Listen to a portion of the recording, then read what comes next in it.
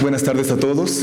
Antes de comenzar, les recuerdo que las salidas de emergencia están en la parte posterior de del primer piso del auditorio, derecha e izquierda, y les pido por favor que no obstruyan las escaleras ni los pasillos durante esta plática. Bien, pues nos da muchísimo gusto tener aquí hoy a Cédric Villani. Cédric necesita pocas presentaciones, ha hecho avances muy importantes en matemáticas, en física matemática, asociadas a algunas palabras clave que voy a decir, como ecuación de Boltzmann, amortiguamiento de Landau, optimización, transporte óptimo, curvatura de Ricci. Se ha interesado también no solo por las matemáticas, sino también por comunicarlas y también por el pasado, presente y futuro de las matemáticas. Y como muestra de esto, quiero citar algo que es sus novelas gráficas junto a Edmond Baudouin, que son Los soñadores lunares, acerca de 4 genios de la historia, y más recientemente La balada para un bebé robot. Tiene también, bueno, y quizás hubiera comenzado por esto, en el año 2010 le fue otorgada la medalla Fields por sus contribuciones a las matemáticas. Hoy, gracias a los esfuerzos de la Embajada de Francia en México, lo tenemos aquí. Le agradecemos particularmente a la embajadora Anne Griot por poder tener aquí a Cédric, y le agradecemos también a Catalina Stern, ya que la facultad nos recibe aquí con Cédric. Y pues no hablo más, con ustedes Cédric Villani.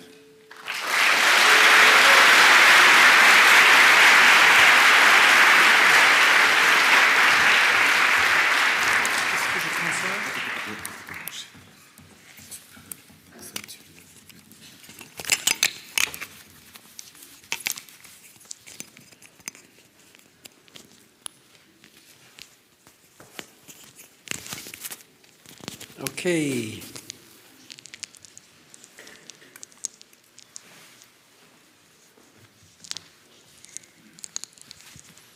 Okay, everybody hear me well? Here, working, fine, good. Thank you, people. It's a great pleasure to be here for this lecture in which we are going to talk about mathematics and the rest. I want to put this out. How do I do? Who knows? Okay, let's remove it to be sure that there is no interference. So, I think title is something like Mathematics in the 21st Century. I defended my PhD at the very end of the 20th century, since it was 1998. And so, my career as a mathematician, post-PhD, almost coincides with the beginning of 21st century. It's been going for 2 decades, but already I could see a number of changes and strong trends, as many of those in the audience with a bit of experience have seen. What are some of the main changes that we witnessed? First, we saw an increase in the number of mathematics worldwide, in the sense that there are more mathematicians nowadays than ever, more mathematical publications than ever, and larger number of fields and problems and subfields than ever. And it is continuing to grow. It comes, by the way, with great challenges for our publication system, for our universities, and so on. At the same time, as the request for mathematics and mathematicians increased, the problem of finding students in mathematics was not so easy to solve worldwide. And we have seen here and there, typically in developed economies in particular, the numbers of students that are motivated by mathematics go decreasing for a number of reasons, but it has been a worldwide problem. At the same time, a lot of moves and internationalization of mathematics. Emblematic moment was in 2014 when the International Congress of Mathematics in Seoul witnessed the fact that the 4 field medalists all had international stories. There was that Iranian female mathematician who was trained, who made part of her career in the US. There was an Indian mathematician making career in Canada and America. There was a guy who had a story in Switzerland and UK and Austria, etc. And there was, of course, French-Brazilian mathematicians. All 4 fields medalists there had some international, strong professional story, which was not just making some trips here and there, but really moving at some point in their career from one country to another. And it has gone increasing all throughout 21st century, this kind of things. We have witnessed, and during our trips to the famous American universities, the amount to which it became more and more international, with courses, more and more courses in the US, in which there was a large majority of Chinese students, for instance, in the room. And globally, motions became very, very strong. We have seen also throughout this 21st century a number of connections between fields of mathematics that completely revamped the global picture. Most spectacular event was the famous proof by Grigori Perelman of the Poincaré conjecture, announced around 2002 and eventually accepted by the whole community a few years later after due verification, when Grigori Perelman received and refused the Fields Medal in 2006. And it was a very strong event about connection. It was not just that it was solving an important mathematical problem that was almost a century old.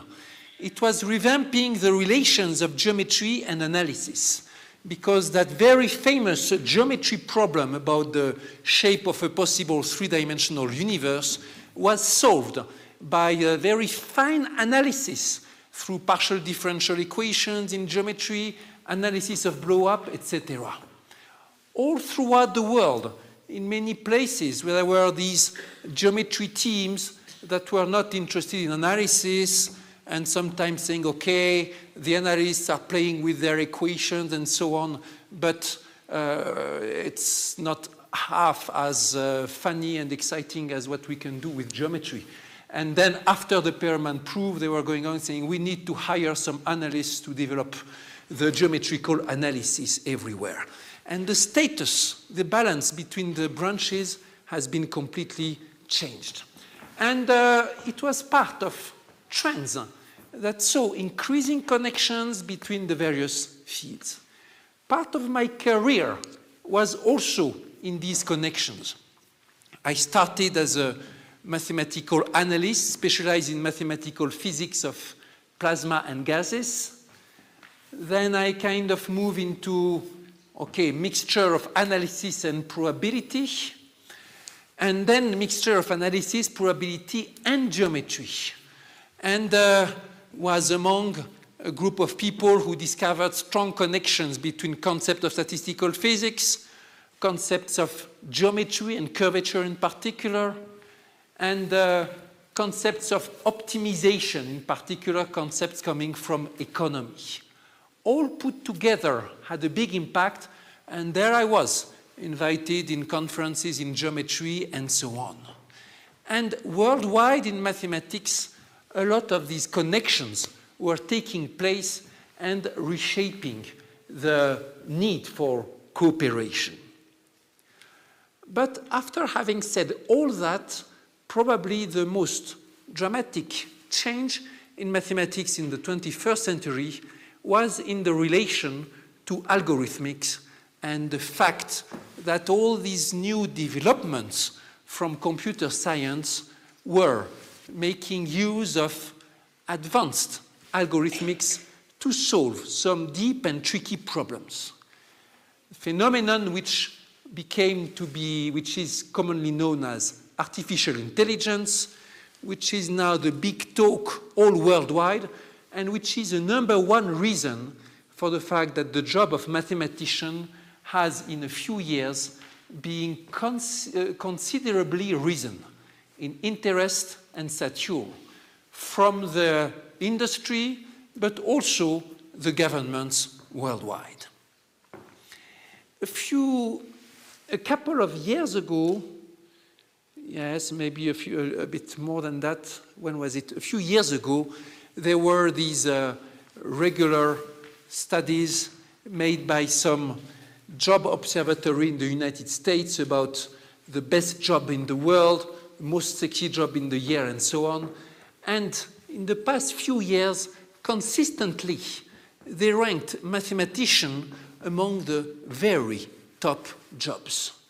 Mathematician and statistician. It occurred several times, even it occurred a couple of times that mathematician was ranked #1 job in their global ranking, taking into account influence, salary, interest, etc. What was the reason?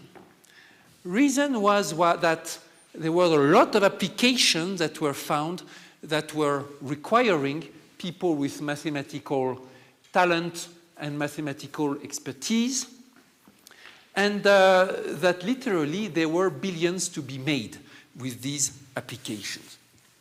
And some of the most famous examples have been, of course, the internet search, and the reason it took off was that the founders of Google understood that an efficient way to look for information would be to handle the global web network as a kind of medium in which you are going to perform some random walk to discover automatically, by exploring randomly the state where was concentrating the interesting information. The kind of reasoning that you get from a mathematical expertise and mathematical touch, in particular mathematical physics. Random walks appeared by analogy with the physics in science and the need to explain the motions of atoms or molecules. And at some point, it was a very important mathematical tool to prove theorems. But now it was becoming an important tool to make billions, because from the properties of these random walks, you could organize the information, and from the information, you could have access to huge market applications. This was one example, and then many others would follow. Let me go on and give you a short tour of some of the trends of this recent field with the eyes of a mathematician. And let me insist that this field is not new, but was renewed. And good reason to insist on this field is that first, it is the one that has most strongly contributed to change the status of mathematician in the past few years. Second, it is the one that has come with the biggest opportunities and the biggest threats for the image of our discipline. And third, it has become also a stake of nation policy everywhere. First image, which is to make us think about the concept of algorithm and the use of mathematics in practical recipes. Here on the left is one of the most ancient examples known of algorithm, or at least results of algorithm. It's from this Babylonian tablet, maybe 4,000 years ago or something, in which a very precise value of square root of 2 is written, proving that even ancient Babylonians had very efficient algorithms to compute square root of 2. Let me insist that the amount of accuracy is like 10 to the minus 6, is such that they did not develop this for practical use. They developed this maybe for the beauty of it, or for training, and discovering that with mathematics, you can go to artificial accuracy, and that is the amazing thing. Now, algorithms were subject of a lot of developments throughout the history of mankind, but they became really dramatic with the rise of modern computing at the middle of the century, and played a key role in the world history when they had a central role in the Second World War. This picture is drawing extracted from one of the works that you mentioned that I did with drawer Edmond Baudouin about the moonshine talkers. And this is Alan Turing. By the way, there is a Spanish version of that comics. And here, Alan Turing is reflecting over his role in the war and the future. Now, it was the first time that the political history of the world was depending on the quick solution of an algorithmic problem, or rather, finding a very efficient algorithm to do something. And we know the essence of algorithmic science is, first, find recipe to make mathematical constructions automatically, and second, decides which are the fast recipes and which are the slow recipes. And finding the fast recipes can be a matter of life and death. And now, all of our modern development in algorithmic is about these two things, which are the ways to achieve the construction of a mathematical object and how to do it fast.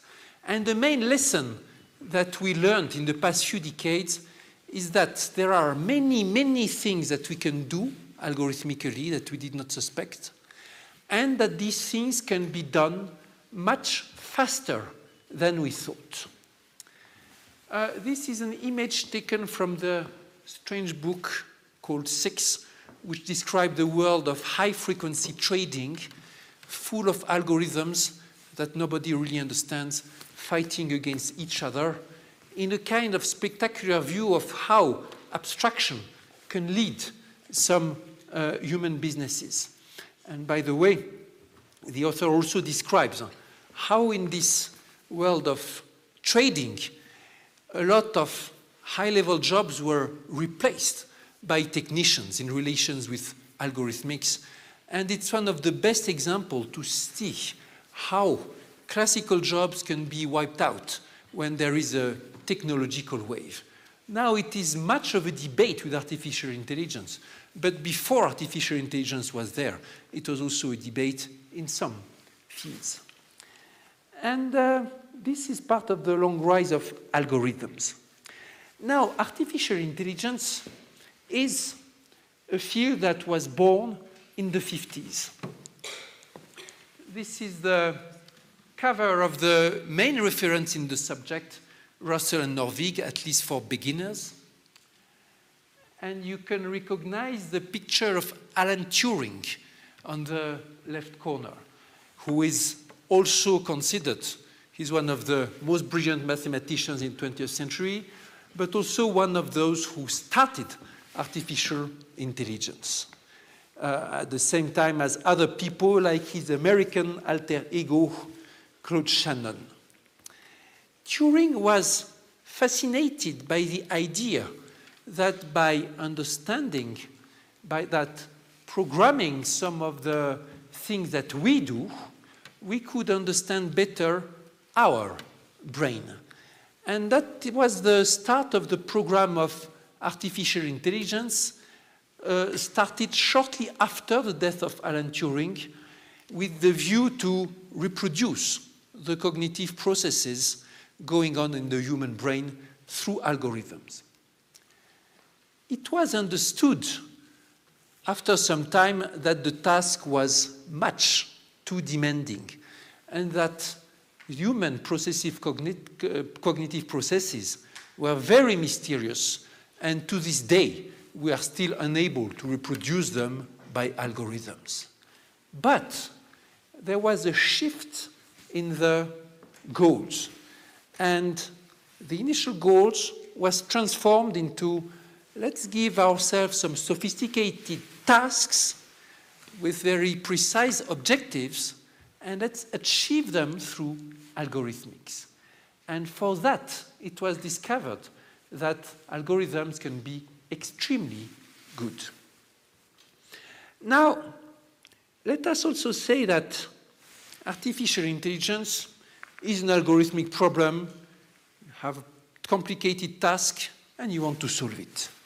But it also poses a lot of questions and debates, some of them of philosophical nature, like what is it? How far can we go with the concept of intelligence?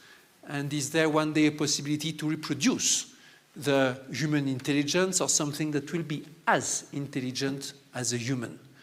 Most experts in the field will tell you that this is, for the moment, science fiction.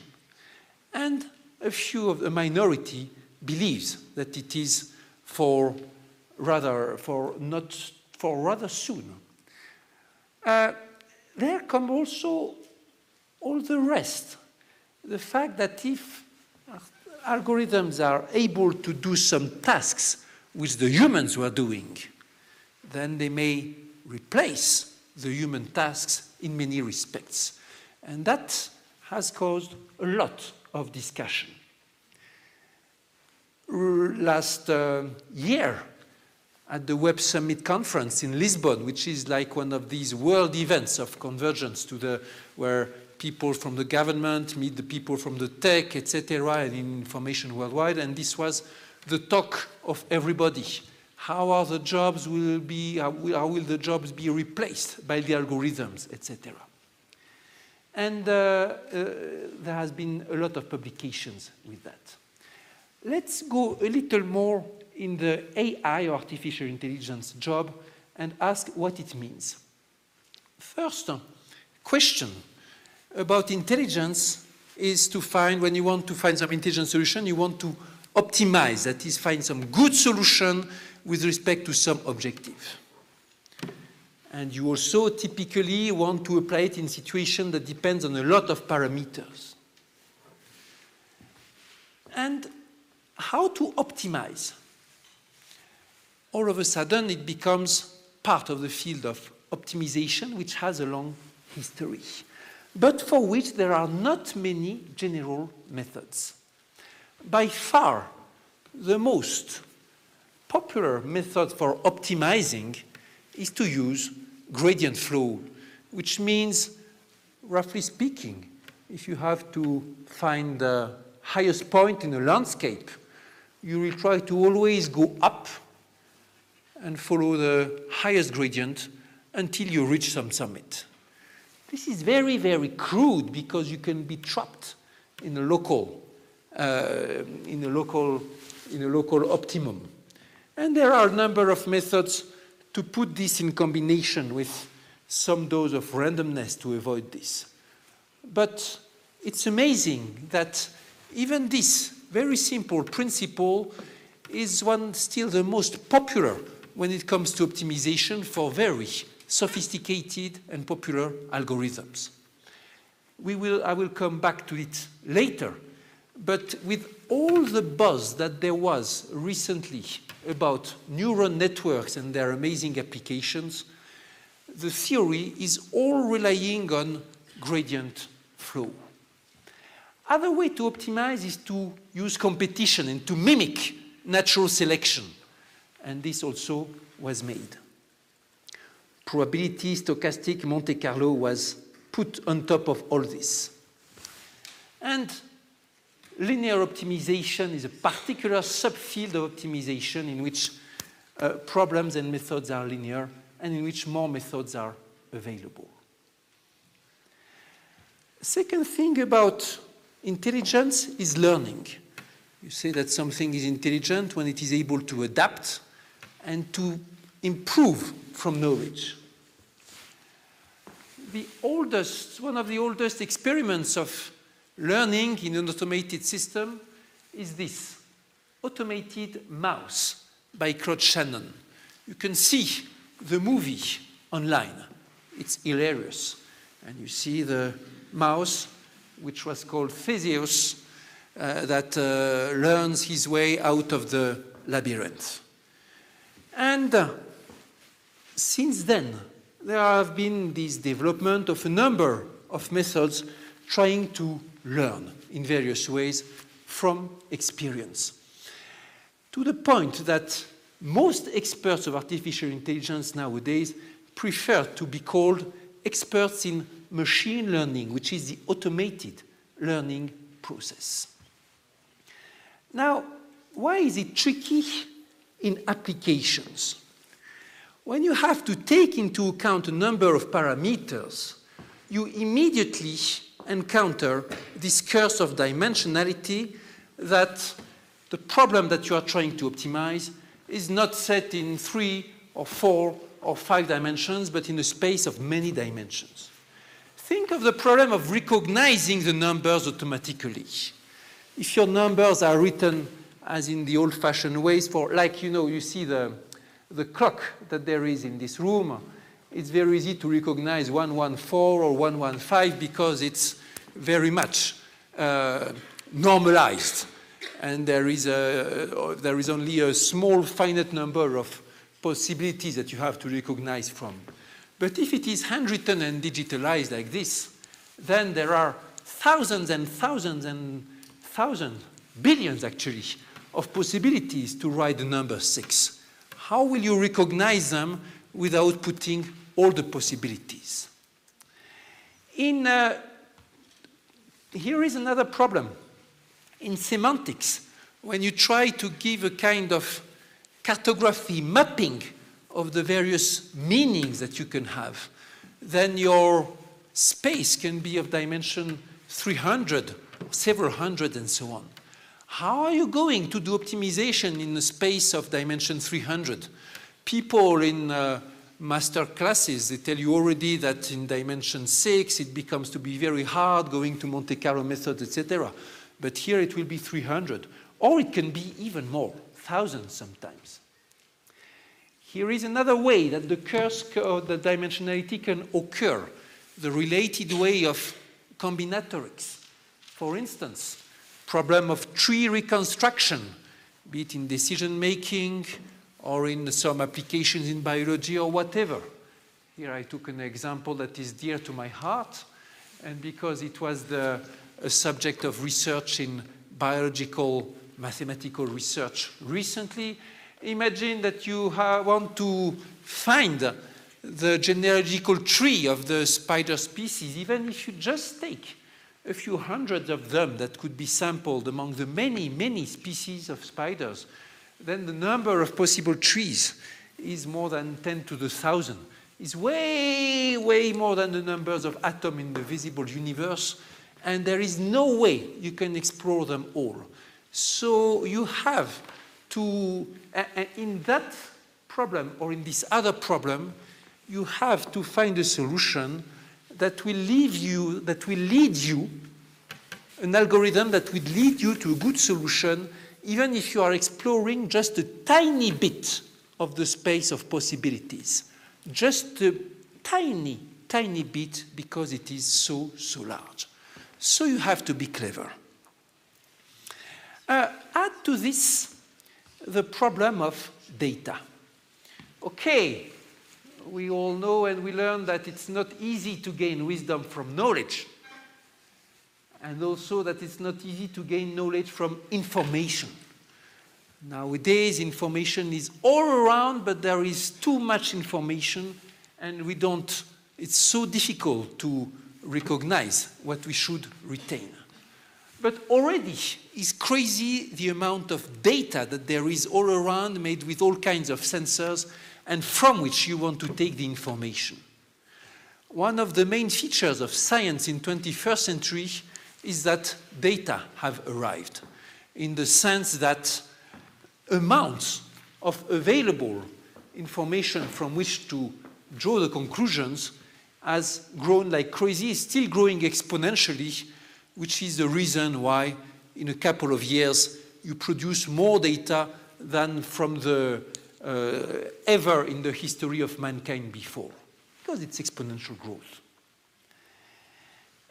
The beliefs which are behind all the techniques of big data analysis around are these two. First, even if you have an enormous number of parameters, maybe it's several hundreds, it will all boil down to a small number of interesting parameters. Maybe 4, 5, 6, 10, but not 100. And second, these parameters, we may let the algorithm discover them, or organize them, or understand how they are related to the amounts of data, with the ability to learn without being explicitly programmed. Let's take an example for the first, which was very spectacular and went into public scrutiny a couple of years ago. Models of personality. A personality of a human being is something that is extraordinarily complex. And you would imagine it can depend on hundreds or thousands of parameters. But if you want to do something with humans, you don't need to know all their personality. Maybe a few traits are enough. If you are in the industry, you want to know about your consumers, what kind of products they will buy, what kinds of reaction they will have. You wonder what will be the most efficient thing to satisfy your customers, etc. And so on.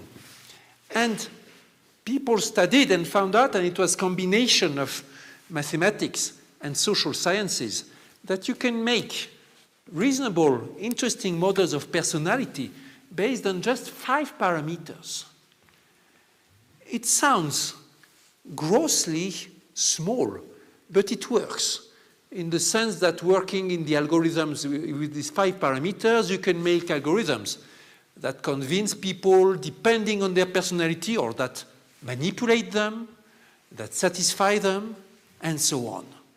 And it has been part of the public scandal about the past elections, be it in the American presidential elections or the Brexit vote, and it's still debated whether manipulation which went on through some of these techniques did have some effect or not.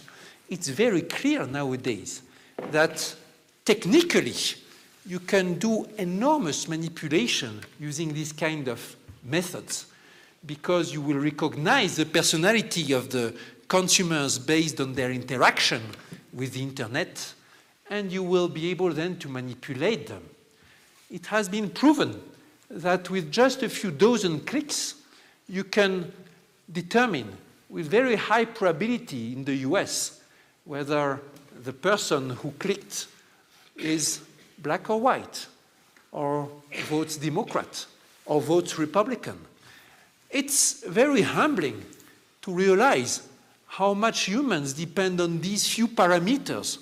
We thought that to understand what goes in our brain, it would require so much information, but actually, with 50 clicks, you know with quite a good probability what kind of person you will react.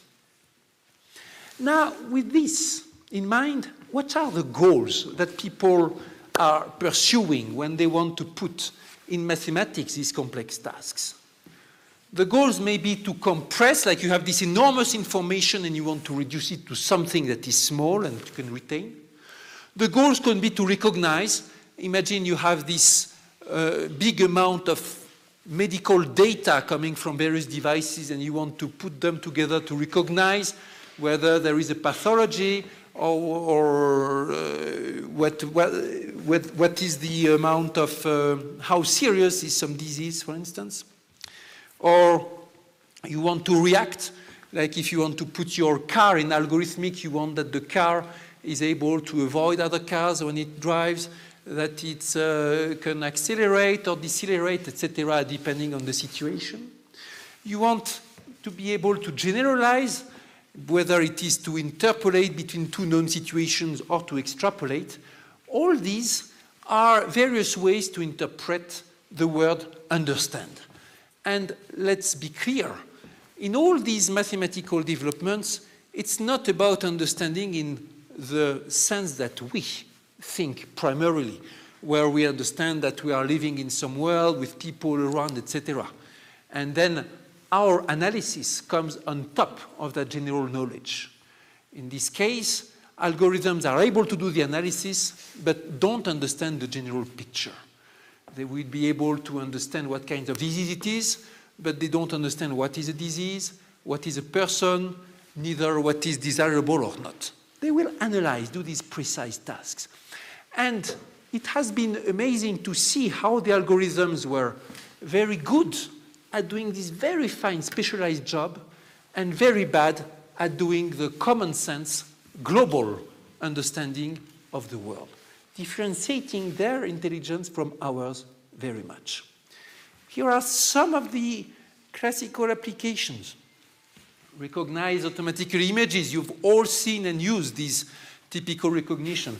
Now, my phone, like the cell phone of many people, in front of some image or landscape will automatically say, like, oh, this is a landscape or this is a portrait. Recognize what it is. And sometimes it will give you what confidence interval it goes with. Examples of generation are in the generation of pictures or generations of songs or whatever. An example that has changed common life is translation. Couple of days ago, I was in St. Petersburg looking for my way.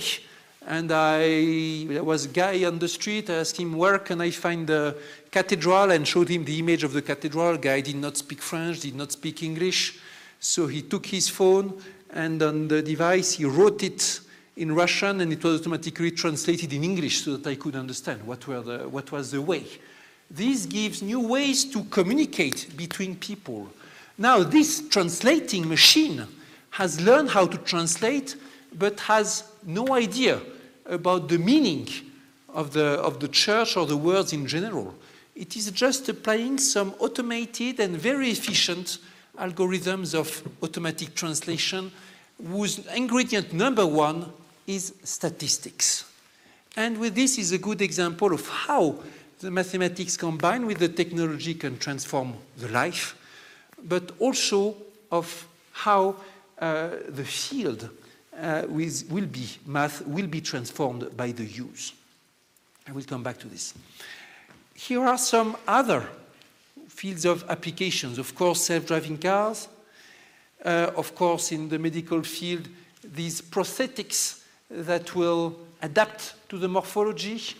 Some crazy experiments include things like control devices just by thought, which is still experimental, but with some experience. You will be able to control the drones just by thinking of which direction he should go. And there is nothing mysterious, like the device will make some correlations between the trajectory of the drone and the kind of patterns that go in your brain. And there will be some learning. So one of the most crazy projects that I've seen among the past few years was a project trying to eventually, say, let's in a few decades, give back sight to people which have become blind. A crazy project in which you train the brain to react with some drug that will be sensitive to the light, and some light transmission depending on what you see you don't see, but there will be the lenses here. So here analysis, partly hardware, partly software, resulting in some light signals that are shown to your brain and that will react. Completely crazy. But all the bricks are there. Mixture of biology, chemistry, physics, and software, algorithmics, mathematics, whatever, all combined together. And this kind of experiment shows you well the new position of mathematics as a facilitator for other projects. Okay. Are there some impacts that the mathematics can have on other sciences which are new? The answer is yes. And we all know how mathematics transformed other fields, starting from physics, but then moving to biology, etc. Also, the recent big data developments do have some non-trivial conclusion and implications in other sciences. Here is an example that was in the news in biology a couple of years ago that we can all understand. Through big data analysis, it was discovered that there is not one but 4 species of giraffe. They all look alike, but when you look their analysis of genomics, you see that it clusters in 4 different parts. And the resulting article in which it is explained why you should believe so is all filled with keywords such as convergence of Monte Carlo Markov chain and fine statistics analysis that very few biologists are trained to understand. Based on a software that uses, these are keywords, Bayesian Monte Carlo Markov chain inference package, with a wide range of coalescent models, including the use of temporally sampled sequences. Now with this, we see that the mathematics, modern algorithmics has exported also in other sciences. Mathematics recently is being tried to overcome one of the most famous mysteries in biology, which is making the connection between the genotype and the phenotype. Genotype is the sequence of A, B, A, C, G, T, etc. Phenotype is the result, what we see, our proteins, our functions, our traits, etc. And it's so difficult to connect them. And the statistical approach to that is conceptually depressingly simple. Like, let's consider that there is a function to learn, which is the function that maps the genotype onto the phenotype.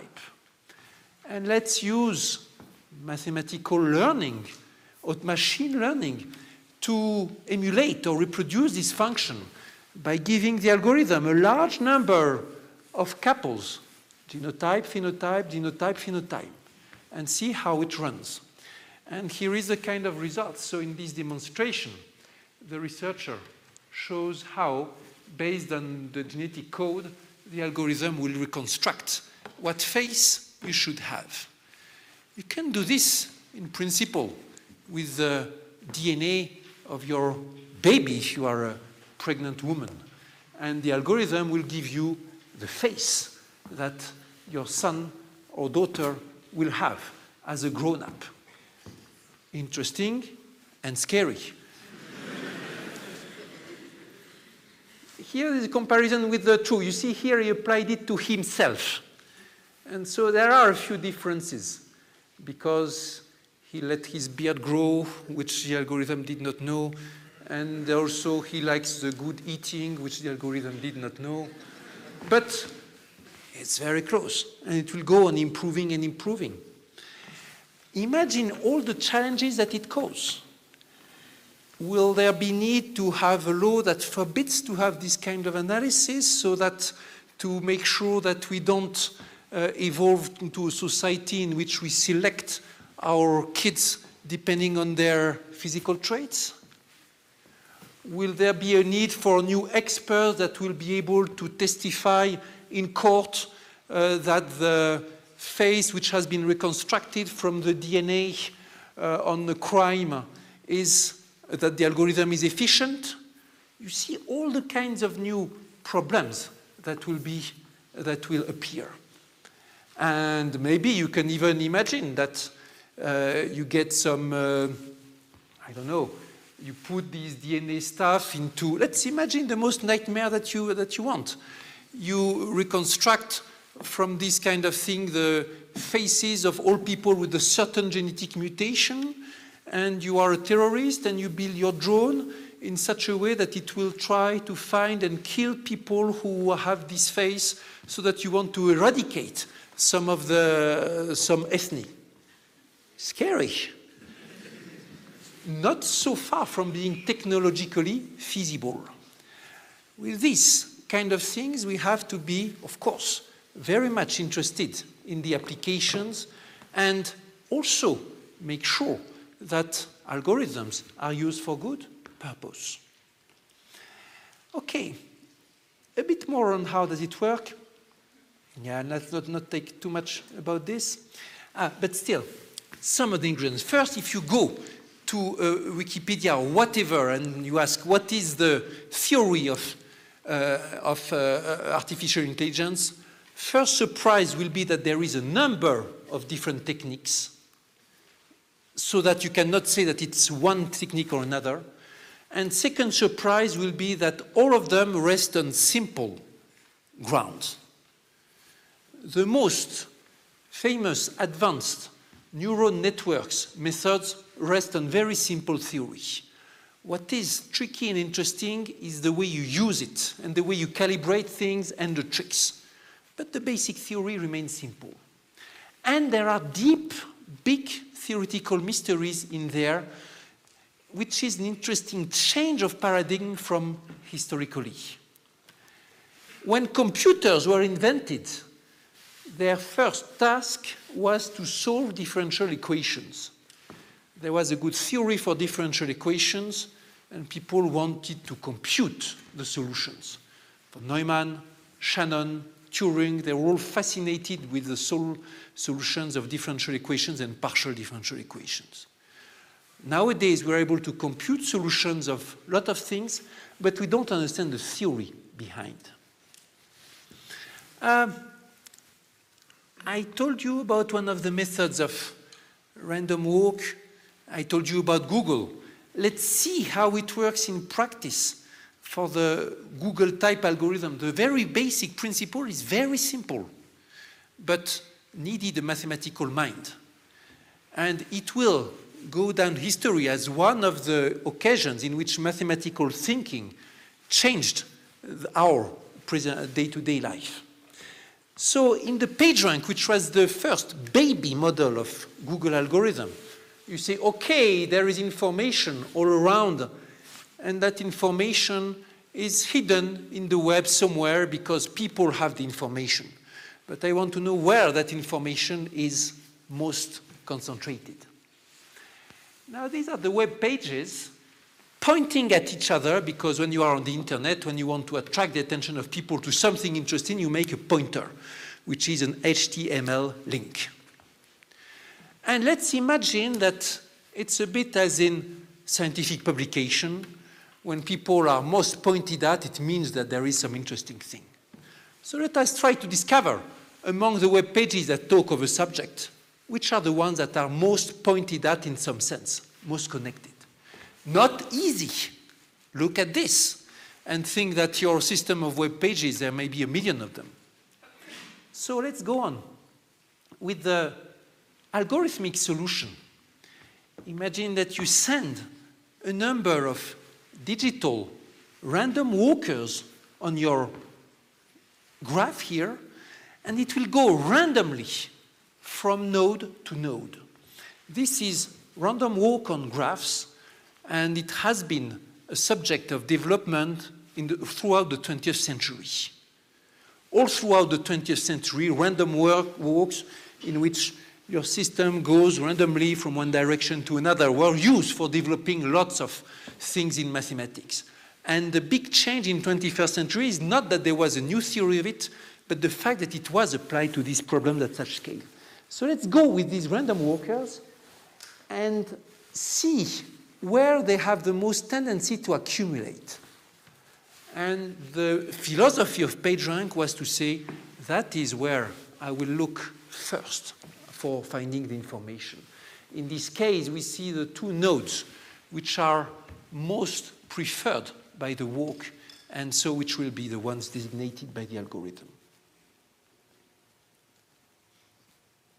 Okay, see here, you may think at the beginning that if we want to understand where the interesting information is, we need to have some understanding of the way the graph is organized. But where is the understanding here? We forgot it. Just use randomness and see how the solution emerges from the chaos. And a lot of the developments in the past decades in artificial intelligence, in the past decade, have been also about this. Let's forget about understanding structure. Let's go with the statistics and see what emerges. It was humiliating in a way. Think of artificial translation. People had been working hard on the semantics and how to organize the understanding of the grammar, etc. And it never was very good.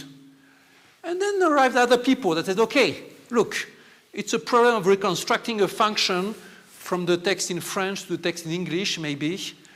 Let's give a lot of examples to the system, and let's use statistical procedures so that it can reconstruct the function automatically. And it worked much better. Of course, eventually, there will be need to combine the understanding approach with the statistic approach. And in the field of physical sciences, for instance, and industry, there will be need to combine the classical model approach in which you look for equations and understanding of the equation, and the statistical approach in which you only look for examples. But so far, examples and learning by examples has been humiliatingly efficient. Let's skip all this. And here are some images. These are pictures extracted from the seminar which was held in Collège de France a couple of years ago, when there was a seminar by Yann Lequin, one of the world's most known experts in artificial intelligence. And after the seminar, some mathematicians, more theoretical than Yann, were invited to give discussions on their thoughts of artificial intelligence. Here is one of these problems. Here is Stéphane Malat, one of the famous French mathematicians, working hard to apply the tools of harmonic analysis to help and improve the automatic recognition of images with the main goal, discover which are the subjects and images that will be recognized easily and quickly, and which are the ones which will not be possible. So far, basically, he was unable to find anything significant, which is humiliating also. Here is one of my former colleagues, Yann Olivier. I did some research with him, and he was trained in a mixture of geometry and probability, expert in random graphs, and one day he moved to artificial intelligence and saying, I want to find the theory behind it and put geometry behind it, understanding. Well, what success? Not much. He did write some beautiful papers and beautiful observations, but very, very far from some geometrical understanding of the reasons why these algorithms converge. Deep mystery in there. Mathematics for the 21st century. Find a theory about what we can learn and what we can not learn. Here is another example. So this is Emmanuel Candes, International Congress of Mathematicians, Seoul 2014. For the first time, an expert in artificial intelligence was giving a plenary lecture in this International Congress of Mathematicians, sign of the times. Emmanuel Candes is a French mathematician working in American university, which is very often the case in this field, unfortunately. Here is a Netflix problem he's explaining. Imagine you have information about preference matrix. User 1 likes the film number 6, etc. And you know that some users have liked some movies to some degree, and you want to complement the matrix. That's called the Netflix problem, and it's about reconstructing the information.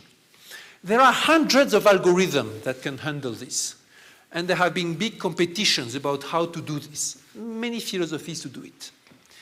Candace is an expert of one of these techniques called parsimony, in which you try and reconstruct the matrix, assuming that it stems from the smallest dimensionality that is possible. Maybe a matrix whose rank is as small as possible and things like this, or whose norm is as minimal as possible. It's amazingly simple, the kind of criteria that work in some cases. And he has shown, for instance, in some real matrix, that you can reconstruct sometimes 100% of the missing information just by guess. And he showed that this is the case. They showed that this is the case, ingredients for success. If solutions are structured, that is, they eventually depend on the small numbers of efficient parameters, and you have methods for an efficient method for optimizing among all possible solutions, and there is no bias or there is incoherence in the statistics that you are looking for. That is, there will be no bias in your sampling. This is also a typical example of 21st century mathematical problem, in which you try to give a mathematical theory explaining some of the success of modern-day algorithmics, showing and trying to estimate how many entries you will need to know for the success. Candace went on to show that applying these techniques of minimal norm reconstruction, you are able to reconstruct images with very little information. For instance, you make the Fourier transform of some image, you throw away 95% of the Fourier transform, and from the 5% that are remaining, you are able to reconstruct all the rest. It works if what you throw out was random, and if the image that you took was something structured, maybe an image from a living body with some organs. And he showed how you can apply this in collaboration with medical doctors to divide by almost 10 the times that you have to stand in a device, the time that you spend in a device by magnetic nuclear resonance to get your image. That is also a typical example of 21st century collaboration of mathematicians with other fields. It's a collaboration that requires working closely with teams that are interdisciplinary on the problem. It's not that you have the theory and then the application comes. It's that you have to mix the teams so that the application can be developed. And it's a trend that is growing more and more nowadays. I think I kind of over-timed. Who is the master of the time here around? What is the situation? Should go ahead? Okay, let me just spend 5 more minutes, and then there will be a few questions maybe, on an event that made the headlines recently in artificial intelligence, and which was this Go problem that you all heard about. What can we say about it? First, I told you about the neural networks. What is a neural network? Something that tries to mimic the kind of device that nature has put in place for encoding our intelligence, which are the neural networks, in which each unit is very simple and makes a very simple operation, but the combination can be highly complex due to the choice of connections. In this case, imagine that each of these boxes would stand for a neuron, and there is connection from one neuron to another. Each neuron may be connected to many other neurons. Some of the connections will be strong and others will be weak. Each neuron receives information from some other neuron. Information is in the form of some number, intensity of the signal. And through the canal, there will be a wave. For instance, if the canal is thin, you will perceive the influence in a small way. If it is large, in a larger way. You do the integration of all this, and then you decide to transmit the signal or not, like something binary. Or usually it will be with the sigmoid function, there will be some kind of threshold. This operation is very simple. But the combination of them can be very complicated. And in this, you start with an image. Maybe you take some basic Fourier transform of it, low mode, high mode, etc. And each of these gives you numbers, and you make these numbers go through a cascade of simple operations like this. In the end, you have some output. What is the output? You are trying here to emulate a function. And the output may be a word. For instance, cat if the image is a cat, tree if the image is a tree, etc. And in a neural network, you start with some, we have a bank of examples maybe, and you try to make sure that your neural network reproduces the examples. You give it examples like xy, like y is the image of x, and you want it to be able to emulate the function f, which is unknown. And you arrange the coefficients through some descent algorithm so that it matches. Okay, principle is simple. Then there are many complications and tricks. Here is the paper, the scientific paper corresponding to the experiment that made the headlines worldwide. When this Go algorithm beat one of the most famous Go players in the world. When I started my career, or even later, 10 years ago, when I was discussing with people who were experts in probability and automating games, they were telling things like, Go is very tricky, amazingly interesting, because it's very difficult to encode which are the good strategies in Go. And the combinatorics is monster, and this should be approached in a probabilistic way. I remember a conversation with Bendelin Werner about this. And it was a surprise to everybody when this Go algorithm was obtained. How does it work? Vexingly efficient, as I say. So, how does it go into the kind of network, neural network that we are saying? Well, if you want to program your Go algorithm, basically you try to emulate the function that maps the configuration to the next move. In this configuration, I do this move. In this other configuration, I do that move, etc. So start with a lot of examples from the grandmasters, all the games that they played, feed this into the neuron algorithm so that it learns to reproduce the moves of the grandmaster. If you do this, it will never be better than the grandmasters. So then you have to use more power. That is what they call reinforcement, and which goes in the exploration of other configurations. And in this way, the program was able to find some moves that humans never thought of. In one that was particularly commented, commentators, when they first saw what the algorithm had played, they believed it was a mistake.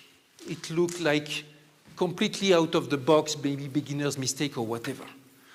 The human player was so much destabilized that he had to leave go out, light some cigarette or whatever. Like, what is this? It turned out it was an absolutely great move. Nobody had thought about it, which shows that these algorithms can be creative. not necessarily efficiently, because to find this move beforehand, to find the strategy, the algorithm had made a number of computations that no human will be able to ever make. Even if you put all mankind thinking for millions of years, it would not suffice. So it's brute in some sense. But in the end, you find something more on the theory. Treaties of Go that will be written 10 years from now cannot be the same as those of now. And algorithm has changed this. Let me also mention that later, and you may have read about this in the newspapers, they made another version of the Go that did not even need it to start with the human knowledge. Started from zero. It was able to be very efficient and even to beat the first program that would beat the humans. Very interestingly, in this case, as in many other cases of artificial intelligence, we end up discovering something about ourselves. And examples have been in all fields. But in this case, we discovered, as Demis Hassabis, the creator of this program, insisted, we discovered that we humans are much worse players of Go than we believed. We believed we were great. People were even making theory about it. Eventually, we discovered we are not nearly as good as we thought. And it will be the case for a number of other fields. Let me not say more. And yes. This is also a typical book of the 21st century in math. I was mentioning it moments ago for a mathematical audience. With the big powers of algorithms, we have come to realize, and industry has come to realize, and governments have come to realize that mathematics has great power for many applications. At the beginning of this lecture, I showed you the image about mathematics and algorithmics being used in finance. And you remember how in 2008 there were all these big debates about the world crisis and how mathematical algorithms were involved in it. But now it's the same with all subjects. That great power can be used for good or for bad. And mathematician Cathy O'Neill has argued in this book that it can do a lot of harm. She chose to focus on the dark side, also to compensate for the fact that there are so many people focusing on the bright side. And it's good to balance things a bit. You see the subtitle, How Big Data Increases Inequality and Threatens Democracy. And it's a book that takes example after example and analyzes them in a very thorough way. In some cases, the harm is done through poor ethics. In other cases, it is done through clumsiness and lack of competence. Either way, we need to be aware of this. It was, for a long time, there was debate about whether statistics should be considered as part of mathematics or outside mathematics. In America, very often they say, in the United States of America, they would say statistics is apart from the math, but in France we consider statistics is part of math. The reason being that you cannot apply statistics if you don't know about the problem you are working on. And there are famous examples of great statisticians who arrived at the wrong conclusions because they applied their statistical theory to fields that they did not know of. And now, with the subject of algorithms, modern algorithm, it's a bit the same. You cannot apply it well if you don't know well the field that you are working on, and analyze the performance in light of it and work with people from the field. this poses new responsibilities, but also new challenges for organization. There is a lot of need of mathematicians in the industry, in sectors in which the algorithms are being used. And there is need for these bridges more than ever, so that the communication, the ethics, the way to apply will be more and more part of what is mathematics. This has already started to be an important trend in the 21st century, and it will continue to do so for sure. That's all. Thank you.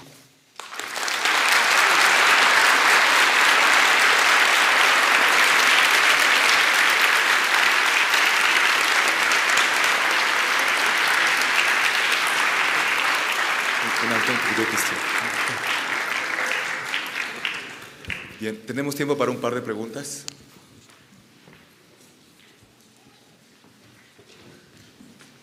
Well, hi. Can you hear me? Yeah. Well, all these mathematical applications are very interesting, impressive, and even scary. But let's go back to the start.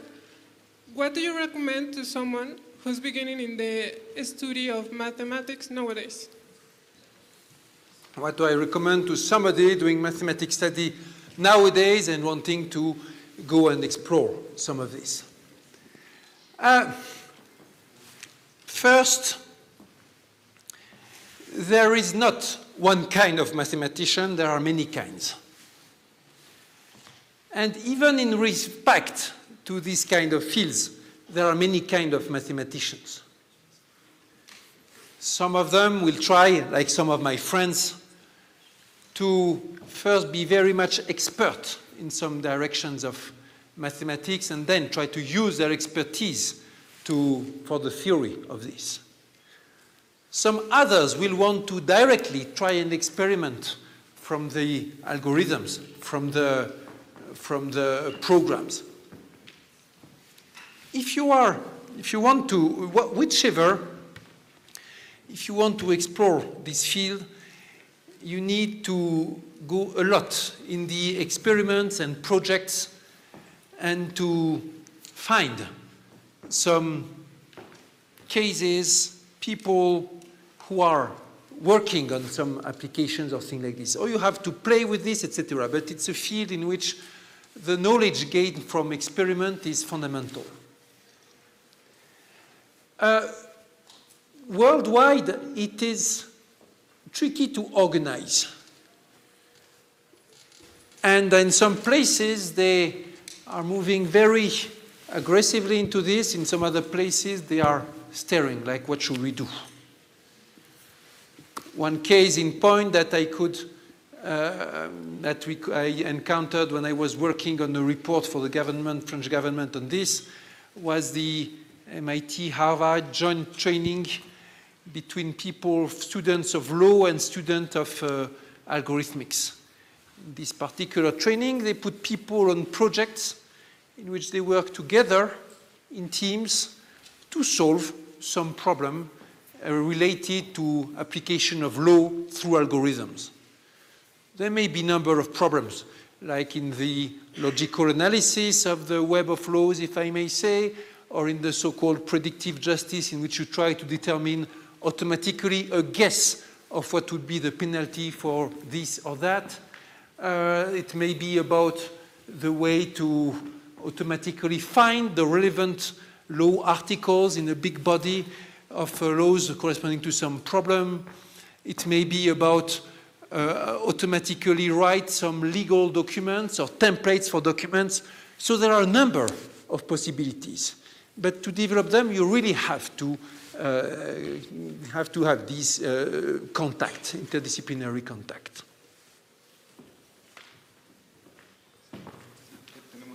Tenemos tiempo para otra pregunta. And I will add, within mathematics, let's say within classical mathematics, the fields which are closer are those of statistics, random processes, optimization, Monte Carlo in general, plus a little bit of other things. Hello. What's your opinion on this quote from Albert Einstein? How can it be that mathematics, being after all a product of human thought, which is independent of experience, is so admirably appropriate to the objects of reality? It's a big mystery, but that is one of the beauty of the world and the science, that the universe can be understood. Well, remember that Einstein was working in physics, mathematical physics, fields in which there has been amazing success in discovering mathematical laws for the universe.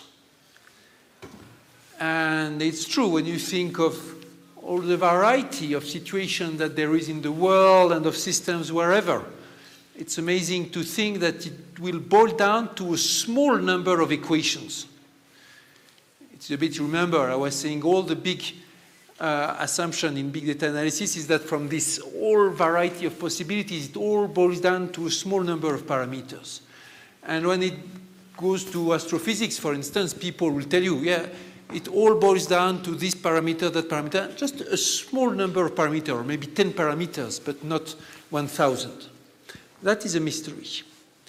Now, one has to be careful also with the fact that for biologists, life sciences in general, situation is much less satisfactory.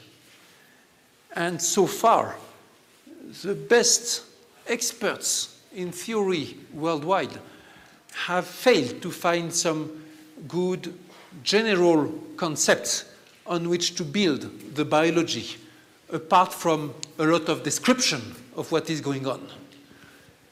And it's also amazing to realize that the connection between physics and mathematics has given rise to a large number of illuminating mathematical concepts.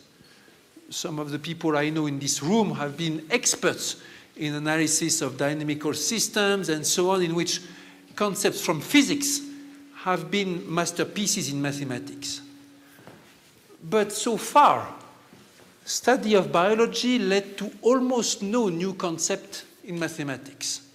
Okay, neural networks may be an exception, but it shows that so far we seem to have failed in finding the great concepts and tools to explain things like self-organization of living matter, appearance of organ functions, I don't know, good theory of disease and repair, and so on. And we don't know how things will evolve in the future in this respect. Computer theoretician Leslie Valiant has argued in a beautiful, even if a bit obscure book, that there should be a deep connection between the evolution of life and the emergence of patterns in artificial intelligence recognition processes, and that the combination of statistics and complexity theory should be key to understand these things. And he expresses the view that some fundamental facts about the universe organization are still very far from our understanding. So this, with this in mind, time will tell, hopefully, whether the Albert Einstein quote also applies to the big field of life sciences or human activities and so on. Okay, thank you.